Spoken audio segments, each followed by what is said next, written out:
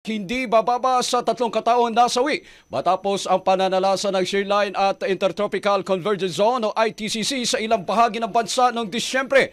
Matatandaan mga kabrigada ang iniulat ng National Disaster Risk Reduction and Management Council na nakaranas sa malawakang pagbaha at mga pagguho ng lupa ang bahagi ng Davao Occidental, Davao del Sur at Davao Oriental noong December 26. Bunsod ng malakas na pag-ulan. Ayon sa Office of the Civil Defense, apektado na naturang sama ng panahon, hindi lamang ang bahagi ng Davao, kundi maging ang Region 2, Region 11 at Region 12. Kasama na rin ang Mimaropa. Sinabi ni OCD Undersecretary Ariel Nepomuceno na maliban sa mga nasawi, 2 pa ang kasalukuyang nawawala. Samantala mahigit 16,000 na mga pamilya ang apektado na naturang with their system at 1,074 na mga kabahayan na rin ang napinsala. Sa huli mga kabrigada, tiniyak ni Nepomuceno na makikipag-coordinate sila sa Pag-asa upang mas mapaghanda ng shearline at ITCC.